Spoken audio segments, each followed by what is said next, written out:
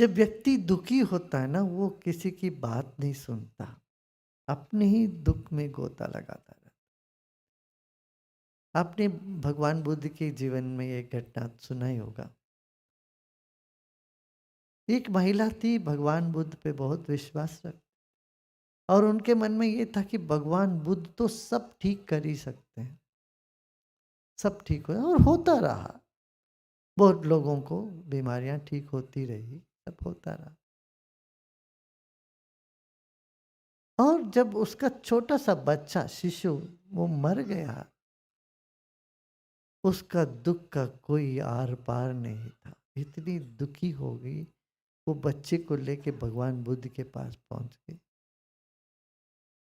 बोले, तुम मेरे को उपाय बताए हो, कैसे इसको जिंदा करोगे, तुम करना पड़ेगा तेरे को।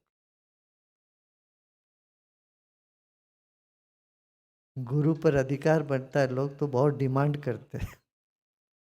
इतना डिमांड करते, तो मेरा ये काम करो, वो काम करो, ये क्यों नहीं होता, तो ये क्यों नहीं करते तुम, क्यों नहीं हो रहा है। तो वो बहुत रोने लगी, चिल्लाने लगी, गुस्सा करने लगी, सब सब आ जाता है, सब तरह के इमोशन। तो भगवान बुद्ध ने भी देखा, रे कैसे करें, इसका दुख तो शांत करना पड़ेगा। तो उन्होंने कहा, हाँ, मगर ये एक चीज तुम्हें करनी पड़ेगी।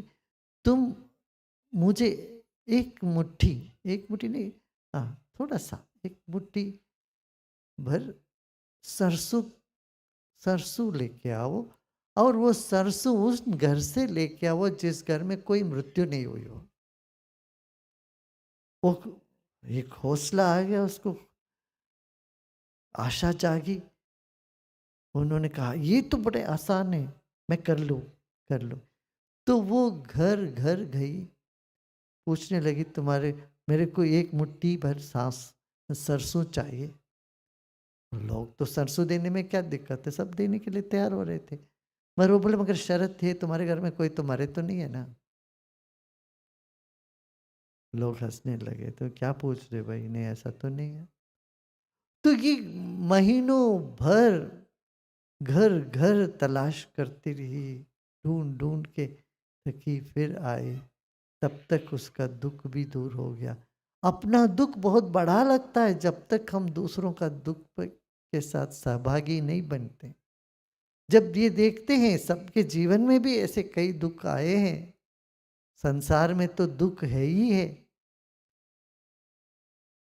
तब हमारे मन को कुछ सांत्वना मिलते, कुछ शांत होते हैं हम, वास्तविकता के साथ हम जुड़ते हैं। तो फिर वो आए, खाली हाथ। तब तक बच्चे का शव को बनाए रखा था, बर्फ बर्फ डाल के। उन दिनों में अब ये लेप वोप करते थे, जड़ी बूटी का लेप करके रखते थे, शरीर वैसे रह जाता था। वो खाली हाथ आई, तब तक उसको आंख खुल गई थी। अब भगवान बुद्ध की करुणामय दृष्टि पड़ी, शांत हुई। फिर उसने कहा, जीवन का सत्य जान। दाह संस्कार करने के लिए उसने फिर तैयार हो गई। तो ये बात है ऐसे, संसार में दुख है।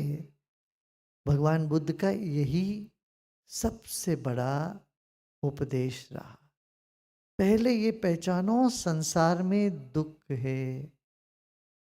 और दूसरी बात है, ये दुख को दूर कर सकते हैं, दुख से निकल सकते हैं, और उसके लिए उपाय है, और उस उपाय से हम मुक्त हो सकते हैं। यही चार सत्य उन्होंने फिर देश भर में कहा। इन्हीं बातों को भगवान श्री कृष्ण ने भी कहा, अनित्यम असुखम लोकम इमं प्राप्य भजस्व माम। 9वें अध्याय में भगवान श्री कृष्ण एक सेंटेंस में कर, एक पंक्ति में कह दिया, अनित्य है ये, यहाँ कोई चीज टिकेगी नहीं, सब अनित्य है, असुख है, इसमें कोई सुख ढूंढने जाओगे तो नहीं मिलेगा, सुख स्वरूप तुम ही हो, तुमसे सुख मिले सबको, ये बात जानो।